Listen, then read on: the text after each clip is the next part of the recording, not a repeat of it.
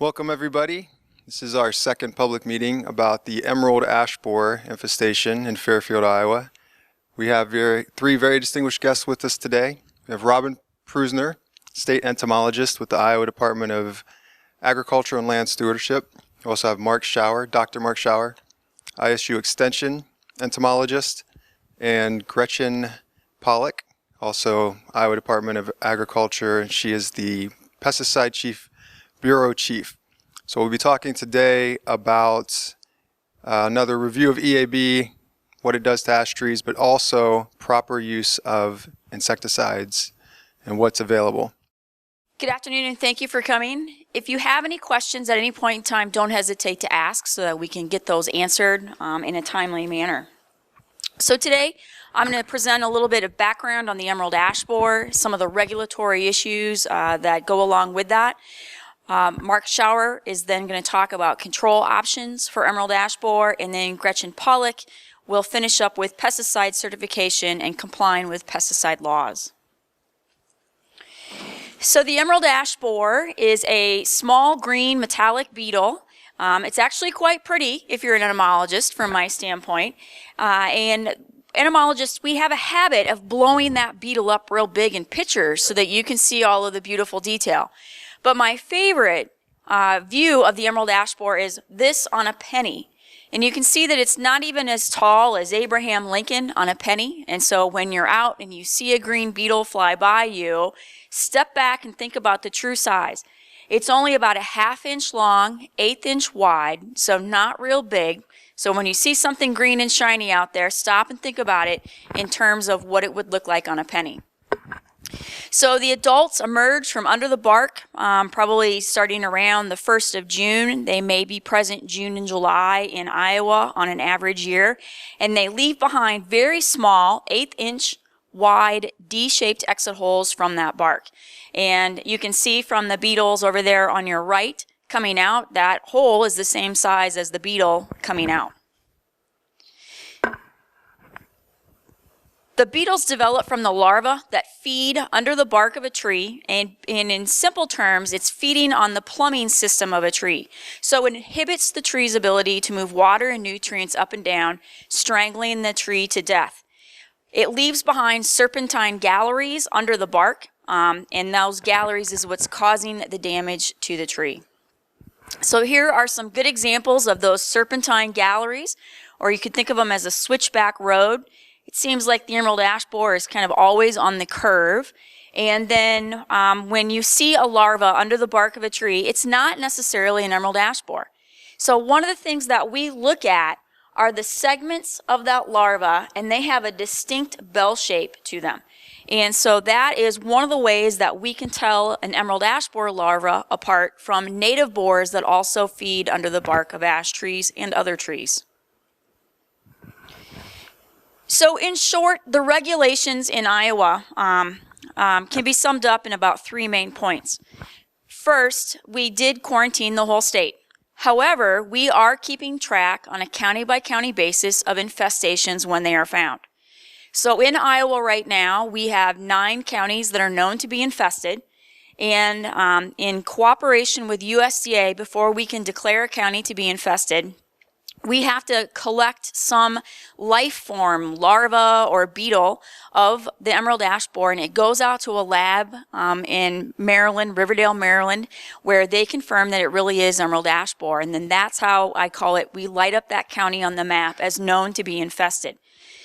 Back on February 4th, we issued a quarantine for the entire state of Iowa, and in essence, the quarantine's goal is to keep regulated articles, or you could think of them as high-risk items that are most likely to move emerald ash borer around. And that goal is then to keep all of those regulated articles within the state of Iowa and leaving the state of Iowa, or leaving the larger quarantine area and going to areas that are not known to be infested at this point in time. Now, with that being said, you could still be, for instance, a firewood producer in the state of Iowa, and you could take what we call treatments. You could apply treatment to firewood, such as heat treating it in a certified kiln to a set temperature and duration, which would then kill the emerald ash borer that may be present in that firewood, and then that firewood would be allowed to be moved out of the quarantine area. So it does not completely shut down business, but our goal is to reduce the risk of moving emerald ash borer outside the quarantined area. This is the most current quarantine map right now for the United States. Emerald ash borer is in 22 states. And so all of the area on this map that is yellow is what is under quarantine for emerald ash borer. So firewood, which is a high-risk item, for instance, that's harvested in Iowa, as long as it stays in this yellow area, it can move within that yellow area and not cause any harm. The goal is to not leave the yellow area and go out into the white area. And this is the most recent map of Iowa with those 9 counties that we are known to be infested, where we have actually found the emerald ash borer at this point in time. Something that is important for citizens is proper labeling of firewood in Iowa. And if you contact my office, we can give you a fact sheet about this, and we can actually give you a set of labels, example labels, which you can personalize, put your information into those labels, and then you have a set of legal labels. But we have 5 things that we want to see that's actually the law required to be labeled on firewood. And it's a combination of weights and measures law that has to do with consumer labeling, along with a risk management tool specific for emerald ash borer and other insect pests of firewood. So we want to see a declaration of the identity. If you want to call it oak firewood, then there needs to be oak in it, or you can just call it firewood. The net quantity in terms of cubic feet or cubic meters, or cord if you're selling in bulk. You can't sell firewood by the stick, technically. And the reason why that this is a law is because we want the consumers to have the ability to compare from firewood seller to firewood seller. So if one person is selling sticks that's this big, another person is selling a stick that's this big, you can't adequately compare for price and value. We want to see a name and address of who is distributing that firewood. It can be as simple as Mark Shour, Fairfield, Iowa, but we want that ability to go back and find that company if need be. Unit price needs to be on the label or posted with the wood. And finally, as of January 1, 2011, the harvest location of the wood by county and state. And the reason why we do that is because on a large-scale firewood business in the United States, we have companies that are maybe located, they have their corporate offices in one state, but they are distributing, and that's the address that they put on their firewood label, but they're distributing wood and harvesting wood from 20 other states and moving it around. We're not really interested in where the corporate office is. What we want to know is, was this wood from Iowa? Is this wood from Michigan? Did it come from a high-risk area where we have a concern about a plant pest? So again, if you contact my office or you go to iowatreepests.com, you can get the fact sheet and the sample labels, or we can send them to you. So that is a very brief overview. Does anyone have any questions? Yes, so I'm going to repeat that question so that the listeners can hear it. And the question had to do with cities or counties that may be concerned about firewood movement. Maybe they are not known to be infested, and they're not exactly thrilled about having someone potentially bring firewood from an infested area to them. And is there actions that they can take to try and prohibit that?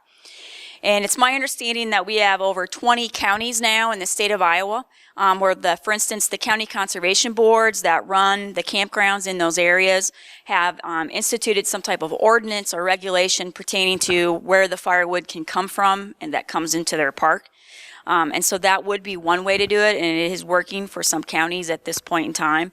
So ordinances can be put in place and enforced, and different counties have taken different approaches. Some have said you can't bring firewood into our park at all. We're going to provide it to you. Others have said you can only bring firewood from our county into our park, or they're trying to limit the distance that firewood is moving. That's a good question.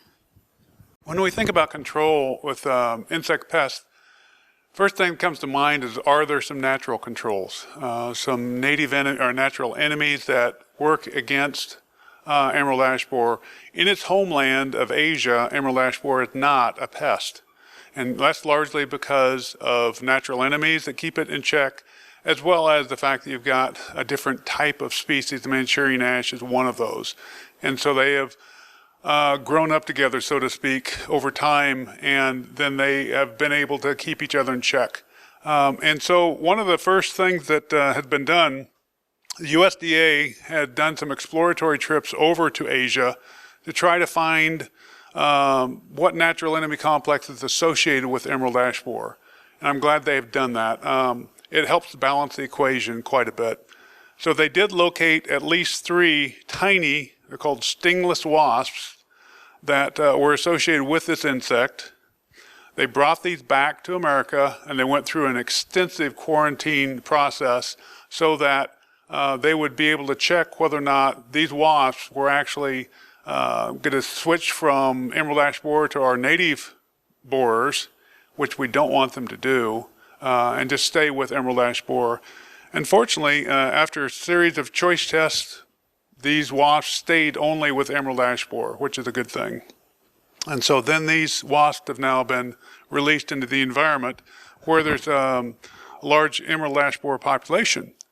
So the first is Obius agrilli, which is an introduced egg parasitoid. It lays an egg in emerald ash borer egg, and then wasp larva develops, and then a wasp will come out of that egg. So then the eggs are killed in that fashion. The second is Tetrasticus planipensis, was introduced endoparasitoid, which means you've got a wasp that's a long ovipositor. If you see it in the middle of that wasp body, the black line that goes into the wood, it literally drills into the wood and knows how, and I'm not sure how, possibly chemical clues, where that larva is feeding beneath the bark. It lays an egg inside the larva, and then that egg subdivides so that eventually you get 35 wasps come out of one egg that's implanted inside that larva. So it's pretty good bang for your buck if you're a banker, so to speak. And then the last is Spathius agrilli, they found in China. And this is also attacks the larval stage, but instead of laying an egg in the larva, they lay it on the outside of the larva. And then that egg hatches, the larva then consumes the emerald ash borer larva and comes out then as a wasp. We do have one Spathius species that's a native in the United States that has also been found associated with some emerald ash borer population. So that's good. So we've got some natural controls that are starting to work. But we got to keep in mind, emerald ash borer's got a huge lead. It's been here probably since 1990, 1992, something in that time frame. And the parasitoids were just introduced a few years ago. So EAB's got a large lead. We do have to introduce those wasps into areas where there's large emerald ash borer populations, or else the wasp population will die out, and we don't want that happening. So Detroit would be an area, Chicago area, over in Ohio, where they've got large emerald ash borer populations. And it's my understanding that they have done some introductions in the northeast part of our state, not Iowa per se, but up in the Wisconsin and Minnesota area. Early results are showing that the wasps are slowly establishing to their emerald ash borers in the release sites. There's one species that's not liking the cold as well up there, but I guess that's just par for the course. And yet we got to be realistic here. There are estimates of 10 to 20 years for this introduction to start taking effect. And then once it has taken effect, they're only looking at 30 to 40% parasitism from the natural enemies. So they're well behind. It's going to take a long time to catch up. And yet there's hope that in the future, several years down the road, that we could get some kind of balance, natural balance. So other than having natural enemies, there are some things that mankind can do to help slow the spread. Robin's talked about regulatory issues. There are some control options that are available. Basically, it boils down to 3 options. The first is do nothing and hope for the best for the trees. There's the preventive action, which has a couple of prongs to that, and then the curative action. If you do nothing, you're hoping that emerald ash borer might miss your ash tree. And there are ash trees still growing in Michigan and other infested areas that either EAB missed or didn't taste good, so to speak, as they were going through. One species is blue ash. And they're trying to investigate why the blue ash is more resistant to emerald ash borer than the black, white, or green ash. You're also waiting until the EAB infests the tree, and we know that from research information that's given from other states that has this insect. Once EAB hits the tree, it kills the tree, unless there's any kind of action done to either prevent it from moving further or curing any infestation. Another concern with the do-nothing approach is the fact that, as Robin said, this insect attacks the vascular system of the tree and basically stops the flow of nutrients, water, and minerals throughout the tree. Well, the tree then becomes very brittle. And the brittleness leads to issues for liability, whether it's a homeowner liability or city liability, municipality, because really you will not have a tree service climb an ash tree that's been killed by emerald ash borer. It's kind of a death knell, suicidal pact, or whatever you want to call it. It's a very foolish thing to do for a tree company to climb a tree that's been killed by an emerald ash borer because the branches are not as secure and will break very easily. So in that regard, if you do nothing and wait for emerald ash borer to come, it's very possible that you're going to have a higher removal cost for that tree that you have to take out, because it's brittle and you're going to have to use a bucket truck or a crane, depending on the situation, to remove that tree. So that's one of the options you have to choose from. The second would be the preventive option, and there's two aspects of that. First would be remove the ash tree before emerald ash borer infests it, and the second would be some kind of treatment of that tree before the emerald ash borer infests it, okay? So with preemptive removal, if a tree is matured and is growing in a tough site or experienced rough weather situations or is structurally unsound, the removal of that tree may be a wise thing to do. Basically said, you've got some trees that are good candidates for treatment and others that are not, but if you've got trees in this situation that are just not growing well, possibly you should make that decision to remove the tree before you get going any farther. With the preemptive removal option, it may be less costly because the tree service can come in and do the climbing it needs to do to remove that tree instead of having to use a bucket truck or a crane. And when you are doing a preemptive removal, you'll probably want to replant that tree, and in the process you want to use diversity. And I know the Department of Natural Resources has already been in here and they've talked about using diversity when you're replanting. Ray Lynn from the IDNR District Forester here in Fairfield can actually help you in making the choices, as well as Iowa State Extension Outreach has a couple of lists that have been put together by Dr. Jeff Isles. One is for full-size trees and the other is for short stature trees. So those are available if you're making that decision to have a preemptive removal of the ash tree before it gets into that tree. Another aspect of prevention would be preventive treatments. Now, it's recommended that insecticides done preventively only for healthy ash trees. You don't want to use an insecticide on a tree that is marginally healthy or is in poor health. It's not economically sound or environmentally sound. What's a healthy ash tree but one that has a full crown? Is elongating branches and the bark is held tightly to the trunk and the branches.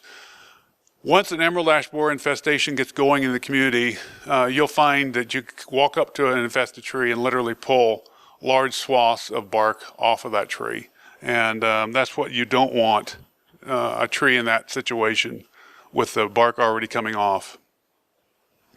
So some of the candidates for treatments of emerald ash borer, to prevent emerald ash borer, would be those trees that are along streets, in the yard, or in a park setting.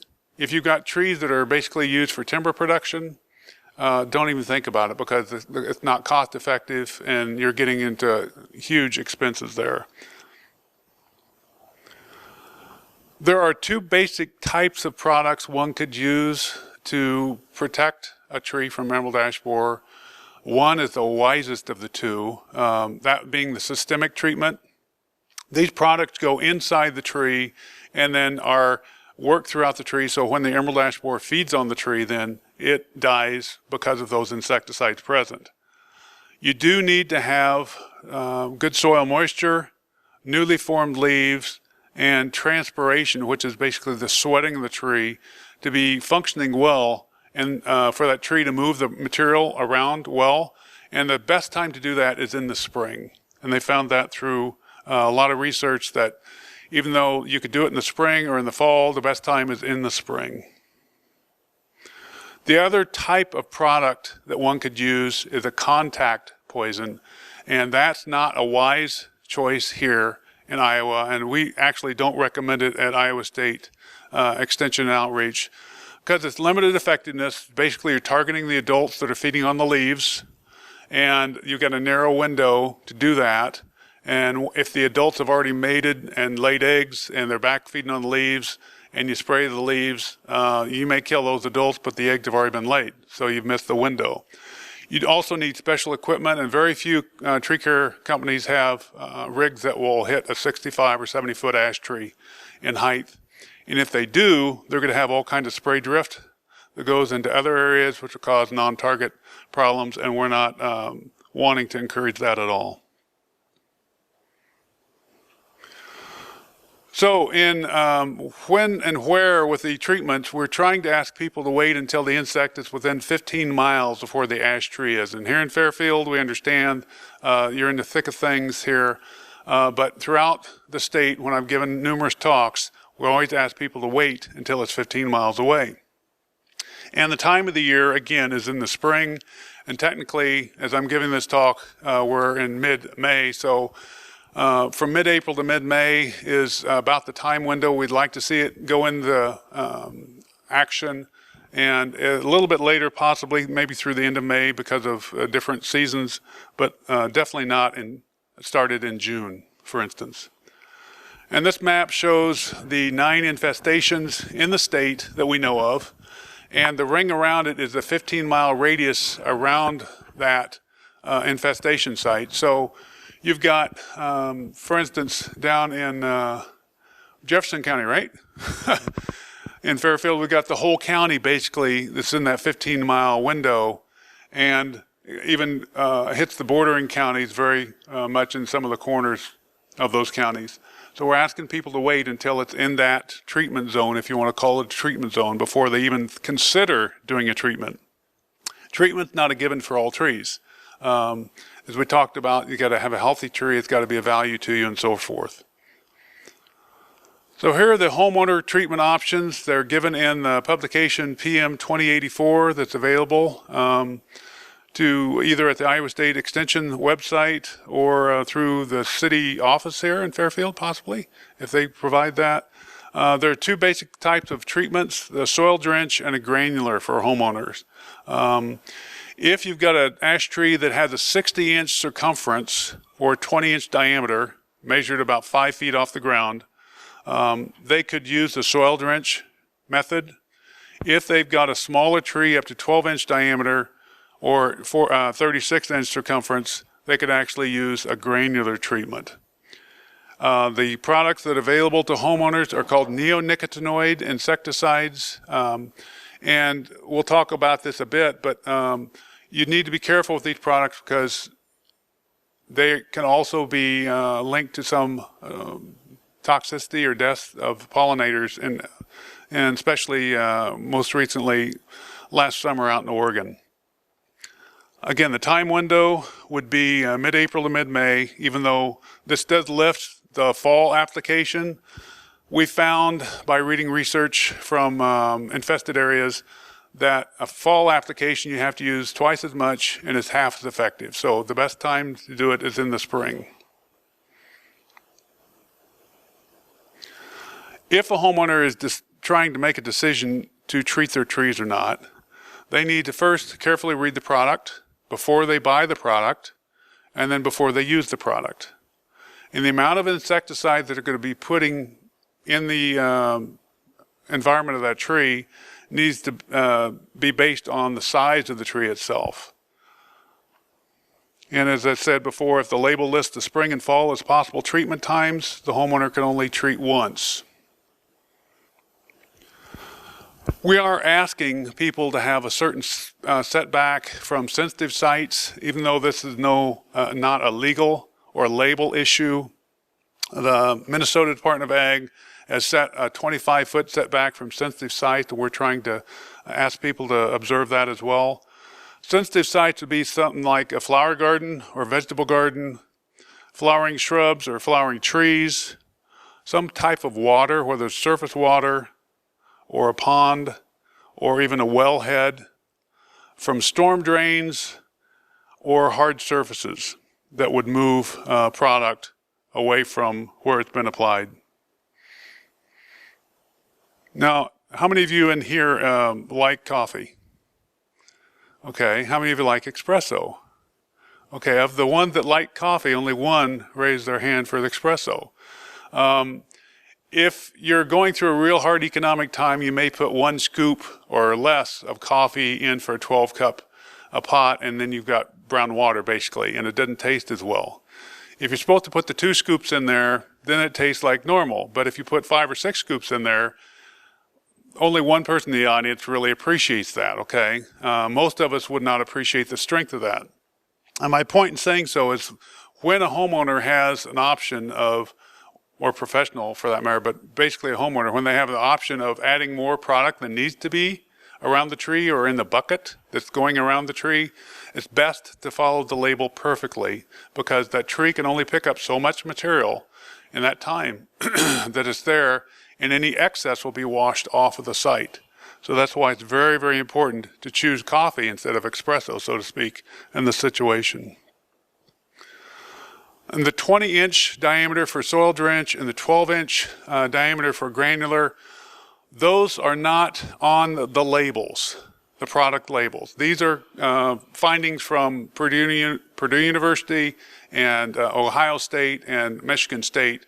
They've said these are the values that they found good control of emerald ash borer. The label doesn't have an upper limit. And so what we're trying to encourage people to do is when I go around and talk and say there are limits. If you got it above a certain size, you need to go ahead and use a professional if you want to protect the tree, but don't try to do it yourself. If you're using a soil drench method as pictured here, first thing you need to do is rake away any mulch, any leaves that are around the base of that tree. Then mix up the product in a bucket of water based upon what the label specifies. Then apply that product literally around the base of the tree and return the mulch after the product has gone in. Obviously, we don't apply to a saturated soil, and here in Iowa, we're finally getting back to that situation where we might have some saturated soils again. And definitely let the product dry completely before there's any re-entry around that tree.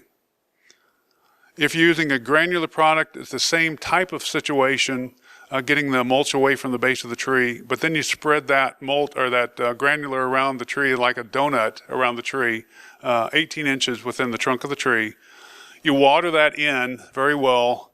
Once it's all gone in and dissolve those granules, and the product is dried, then you could allow re-entry into the site. One of the things I'm concerned about as well with homeowners is that they use the proper personal protective equipment. They want to make sure that they're wearing long sleeve shirt, long pants, socks, and shoes. Those are label specified PPE. I've seen some people doing much less and also possibly giving themselves exposure they don't need to have. Additional protection would be wise to use chemical-resistant shoes, for instance, as well as chemical-resistant gloves and goggles, just to make sure they're well protected. Once the application's done, they could shed those clothes and then take a shower and wash the clothes separately from other laundry. One of the things that I encourage people to think about carefully when they're thinking about treatment or not for emerald ash borer is the fact that it's a yearly commitment for years. It's not something that's one and done. It takes several years. Treatments must be done each spring. And the current thought is the treatments must be done for the entire life of the tree. Hopefully, with new research being done, we'll find out that's not the case, that it could be done fewer years.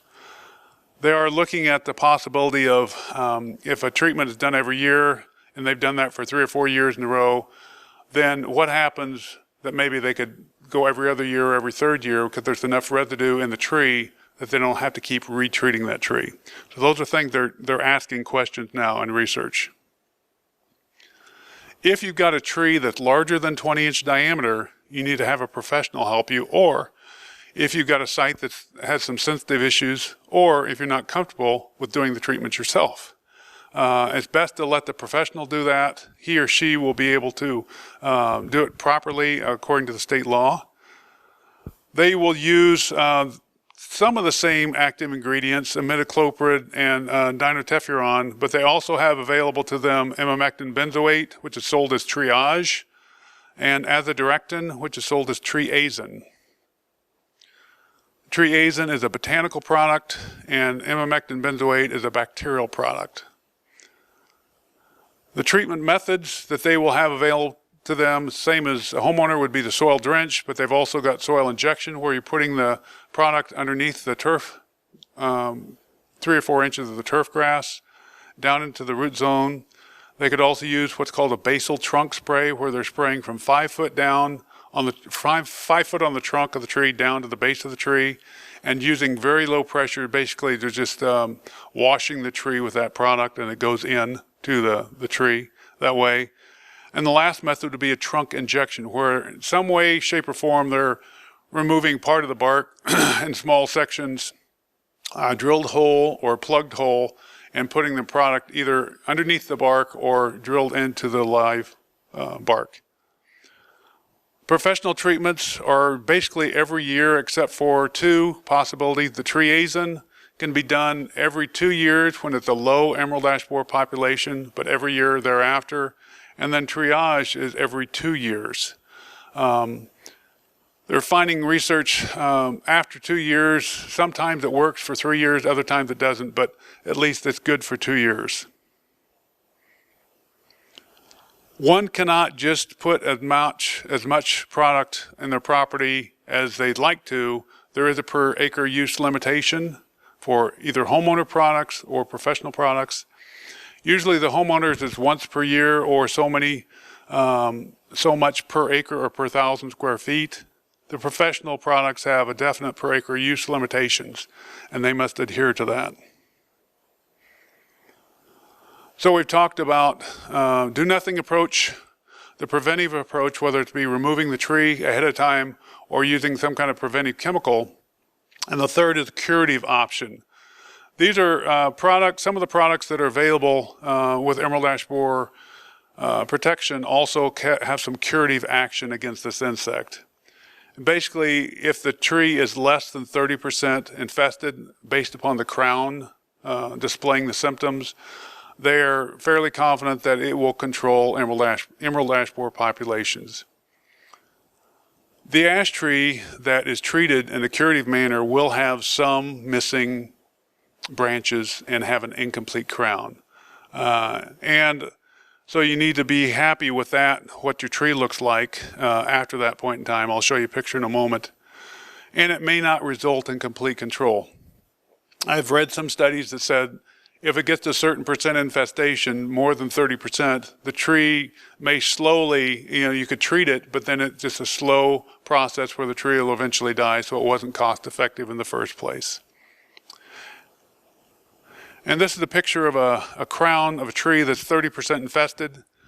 And if you look at that with a squinted eyes, you could see there's a distinct wedge that's present there that those branches will not come back. Those probably should be removed so that the side branches could then grow up into that space, but it may take many, many years for a full crown to be present again.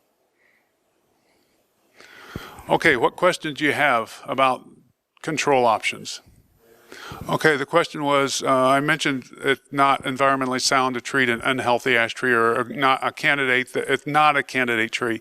Basically, the tree is stressed, is dying, declining in one sort or another, maybe growing on a tough site. And you're right, it won't necessarily pick it up and distribute it well, and some of the product will still be left in the ground. Okay, where it goes from there, we do know that it will move with water, the neonicotinoids, so that's a concern we have, that we're trying to discourage treatments of trees when they don't need to be treated, and those trees that are good candidates and people are willing to make a lifetime commitment of that tree and have those trees treated instead. Yep. Other questions?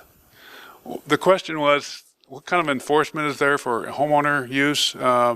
Whether it's emerald ash borer or Japanese beetle or rose chafer or white grub in the lawn, there is no actual good enforcement vehicle because it's homeowners and they could use their best judgment in that, unfortunately. When it comes to professional commercial applicators, then there is a vehicle by which that can be done. Basically, I work for the Iowa Department of Agriculture and Land Stewardship, and I work in the Pesticide Bureau. The Pesticide Bureau is housed in the Department of Agriculture, and for that reason we do have an interest in supporting agriculture in Iowa, as well as ensuring consumer protection and safe, responsible use of our natural resources as well. So we are charged with quite a bit there, and some of the goals that we have within the Pesticide Bureau are identified here. Promoting the safe use of pesticides in the state of Iowa.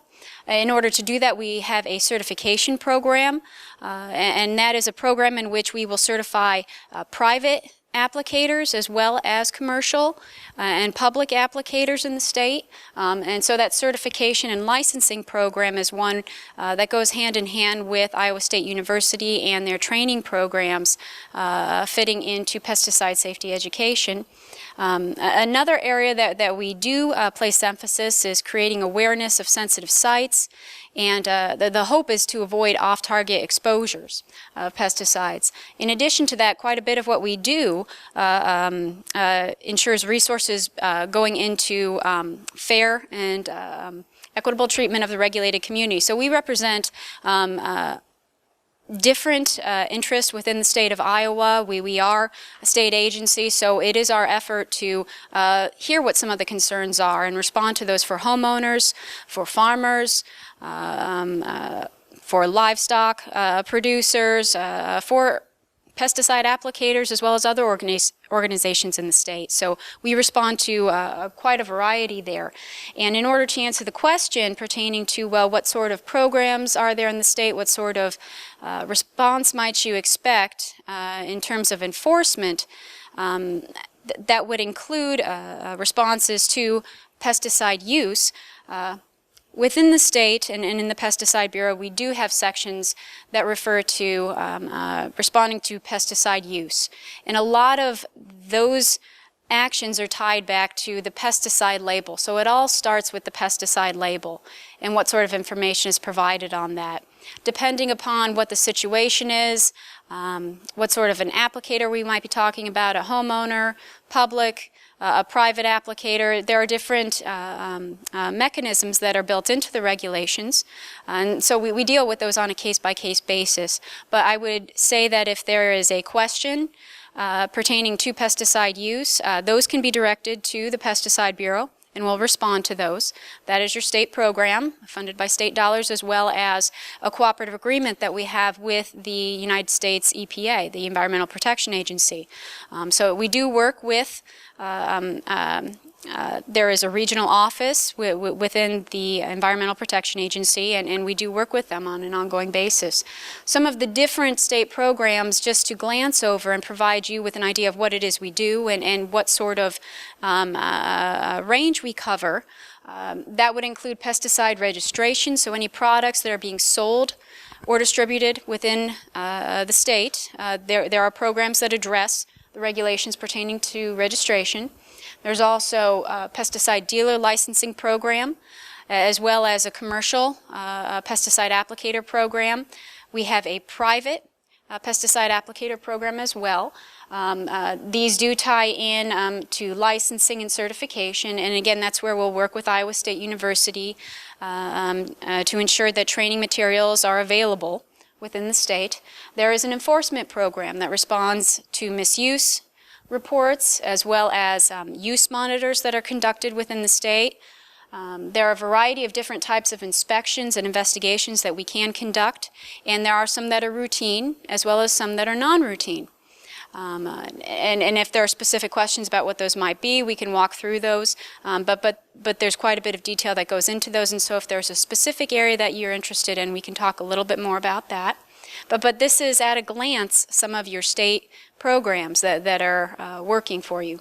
Some of the more specific subject areas that might come up as well. I mentioned the commercial and private applicator certification, so those are your applicators that are out in the fields there. We also have some programs pertaining to endangered species protection, as well as groundwater protection and worker protection. So there's quite a bit going on, actually, down in Des Moines. And we do have field staff across the state as well. So if there are issues in a particular region, yes, those reports come in through the main office in Des Moines, but we do have people around the state that can respond to those types of inquiries. And so that's who we are. I thought it might also be worthwhile to talk about what we typically handle. Many times, believe it or not, we do get this question as far as what is a pesticide?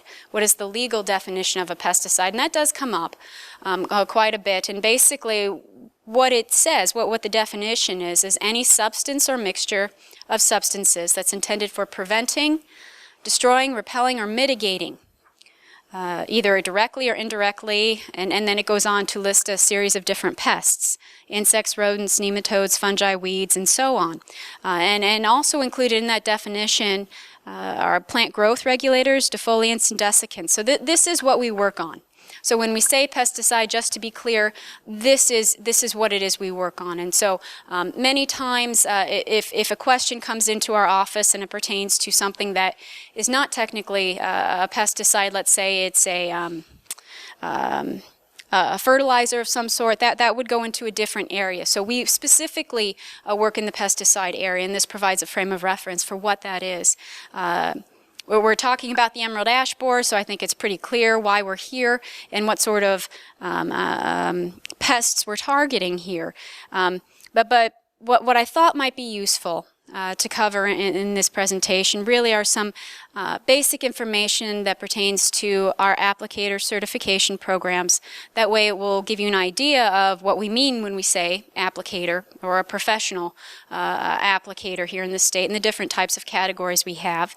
Also let you know what sort of training materials and routes there are to become certified and licensed in the state. There are actually procedures for that, formal ones, and it is an ongoing procedure. If an individual is certified, there's ongoing training requirements. So there's a lot that goes into maintaining that certification. It is a profession, and there's a lot expected of those individuals that are applying pesticides. I also have some label statements pertaining to pesticide products that are used for control and management of emerald ash borer. Wanted to talk through a couple of examples because those are ones that have come into our office and maybe clarify, give a little bit more information, and by doing so give you an example of how we respond to some of these questions and hopefully point you in the direction of other resources you might find useful. And if I don't give you the specific answers today, you can always call in and contact our bureau and ask for more information. So with that, just a little bit of background on the certification program, and this is not as much intended to provide the step-by-step program, but give you an idea of what we mean when we say certified applicator. There is a certification that the state will grant to a commercial applicator, so that would be an individual that's operating in a business capacity or collecting compensation for pesticide application. We also do certify public applicators, individuals that are working for a government entity. There are non-commercial applicators in the state. These are individuals that might own property and have the desire to use restricted use pesticides. And what I mean by restricted use pesticides are these are products that carry a certain classification set by the U.S. EPA. So when they're registered, they are placed in that category, and for this reason, they are carrying an additional regulatory step in their registration and monitor. We also have certified applicators that are private applicators, individuals that are applying products to their own property. Basically, private applicators are going to be the farming, direct farming community there. And so we do have a licensing and certification program. There are manuals that have been put together by Iowa State University. Those are ones that you can buy online at the Extension store. So if you want more information about some of these different types of pesticide application procedures, uses, anyone can go in and buy one of those manuals. That resource is there. This is the basis for certification exams, yes, within certain categories. The ones I have pictured here include both the forest pest control and the ornamental turf control, as well as greenhouse control there. Those are good resources for information on how to approach pesticide application in these particular categories. There is a recertification procedure, so that could either include attending a continuing instruction course or taking an exam, but basically it's an ongoing procedure. So if an individual is certified, they need to maintain that. It is a professional certification, and it's something we do take very seriously, that individuals maintain that. And if they're out there operating in a business capacity, keep that going. And so this is an example of our website and places where you can go to get a little bit more information about some of our programs. Here is a link to the Iowa State University Pest Management and the Environment webpage. You can see right up on the front there's some information already about the emerald ash borer.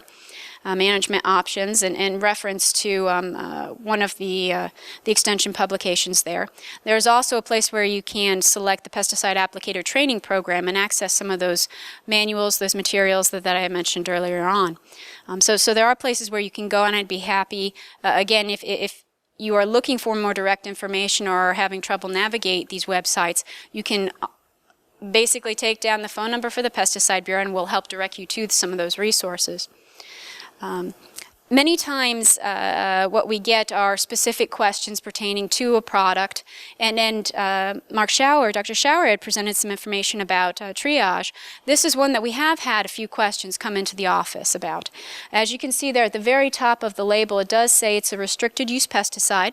So there are additional regulations governing individuals that use this product. They do need to be certified applicators, and you can see that under the description right under restricted use pesticide. In this case, this product says that not only do you have to be a certified applicator, but you have to be certified in the categories for use. So you need to have a specific category designation in order to use this product. And so that carries additional precedent there. And so the reason why I bring this up is we have gotten questions, well, if I'm certified in, let's say, agricultural pest control or pest management, or weed management for that matter, this product does not cover those uses. In order to use this product, you need to be certified in this category that's specified on the label. And so going back to what does it mean to be a professional pesticide applicator, these individuals do carry a lot of responsibility, and that's something that I think needs to be stressed is that when you're applying a pesticide, you're taking responsibility for that act. You're in charge of what happens during that process, and that's why we stress that it's important to read the label. The label covers a series of use directions as well as precautionary statements, environmental hazards. There's a list of information on those labels, quite a lot. And if you are interested in assistance in interpreting some of those labels or getting more information, again, there are resources around the state that you can reach out to. I've named a couple already, but again, the Pesticide Bureau would be one if you wanted information on interpreting a label. But basically, the point is that we take it very seriously when individuals are using pesticides and that they conduct themselves in a professional manner. And going back to the commercial applicator, there is a license for the business that is acting, providing those pesticide application services. In addition to having the certification for the applicator, the business has to carry a license, and there are additional requirements for that. There are also record-keeping requirements. So the types of information that we're interested in from the Pesticide Bureau standpoint pertaining to the use of that product are somewhat reflected in these records. So whose company is using this product, on what site, the date, a variety of different information pertaining to the use of that product. So there is a way to go back and look at information pertaining to the use of that product and in review of the label. So there's quite a bit that we can do looking at applicator records. Again, want to point individuals to the pesticide label as a resource. This is one that no matter what type of applicator you are, if you're a homeowner, if you're a commercial applicator, the label is your point of reference. That is where your use directions are going to be and all the information you need to use that product safely. And so here's an example of a product that we have gotten some questions on, and this is a merit product, so it contains imidacloprid. And some sections that I might emphasize here, you see that this product label includes use directions for, let's see here, we've got soil drench covered, soil injection. There's information on the rates that can be used. A couple of places where you might want to look in addition to the use directions are places where there are restrictions or environmental hazard statements that also appear on that label. Some that come up quite frequently, especially in residential areas. If you look under the restrictions, it talks about do not use clippings from treated areas for feed or forage. Basically that idea that the chemical will move into the clippings, and there is additional steps that need to be taken after the pesticide is applied. Avoiding runoff, that's also touched on here. So if you see the material moving off site, if you're doing a soil drench, these are areas where care and additional steps need to be taken in order to use it according with the label. And so really what this does is it puts the applicator in a position of really being involved. When they're applying a pesticide, think about where that chemical is going. Think about where you're applying the product. What sort of weather conditions are favorable for pesticide application.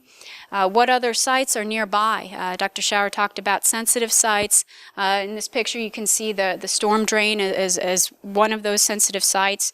Why is that important? Well, that does downstream have the potential to impact aquatic organisms. There are reasons why these statements are provided on the label, and there are directions for use on those labels too. But really it's a systems approach, looking at what it is that's on site and what sort of precautions are placed on that label.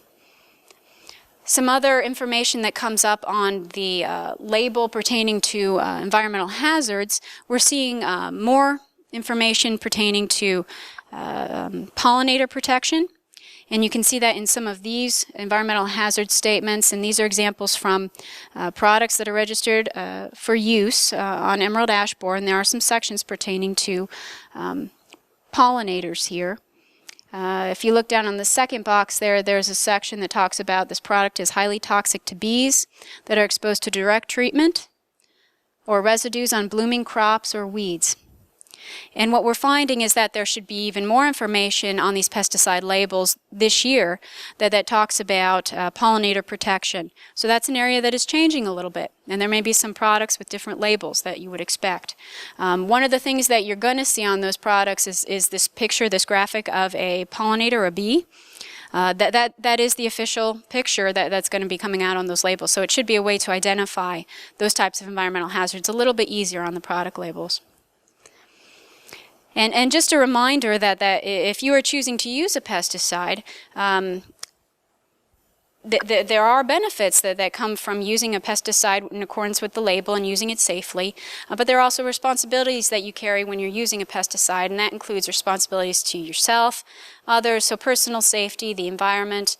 If you're operating in a commercial capacity, responsibilities to the homeowner, and then compliance with the laws and regulations. This is something that the Pesticide Bureau is there to assist you on, so if there are questions about the label, product, we can address those. But really cue you in on what all the different sections of the label are and how to go about using that. And again, here's the contact information for us. And if there are specific questions about any of the products that are out there or anything else, I could address those in the room right now. So just to be clear here, the question pertains to who can enforce the label law, and this is for a homeowner application. Just to provide some background here, our Bureau does get inquiries that do include issues on a residential level. So we do get some of those calls, and we do look at some of those uses. Well, what I think you're asking about is more so where is the component, who has the authority to go in there and enforce and come around from the final end and enforce some of these regulations from the label standpoint for a homeowner. Some of those are going to go back to, well, what is the issue? What was the misuse, the alleged misuse? Was that documented? And in many times, those are dealt on a case-by-case basis on what the issue is. And in terms of our agency, we do a formal case review when we do get reports. It is possible to report those incidents to the Department of Ag. And we do, again, have individuals in the field that respond to those types of complaints. But what we do is a very formal process documenting the pesticide that was used, and so there may or may not be information available on that, and that's where you get the complication with the homeowner, because they do not have the same types of requirements on the front end as a commercial applicator might have. And part of that is built into the process. These products are registered at certain levels. I talked about some of the restricted use pesticides.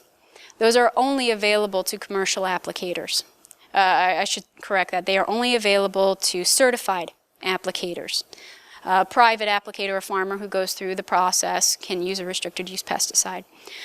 So that is built into the regulation in that standpoint, where some products have additional requirements. We do monitor those. We actually have an ongoing monitor of restricted use pesticides when we go through dealer records. That is part of it. So it is a tiered approach depending upon what the situation is, what details are associated with the use or misuse. And if it involves a homeowner, again, we would have to know more about the incident to inform you on, well, how would that be handled? EPA basically serves at the top tier in terms of developing those labels and ensuring that what is on those labels meets their process. So another piece of what we do is report back to EPA on what sort of information we gather during the year. There are other places to report alleged misuse, and this would involve any type of misuse. They could be reported to EPA, they could be reported to the National Pesticide Information Center, they could be reported to the Iowa Department of Agriculture, they could be reported to the manufacturer of the product. There are a number of different places where this information can be provided and feed back into the registration of that product and different regulatory entities. It would just depend on what the situation was. And so for that reason, it's a little difficult to fully answer your question unless we had an example.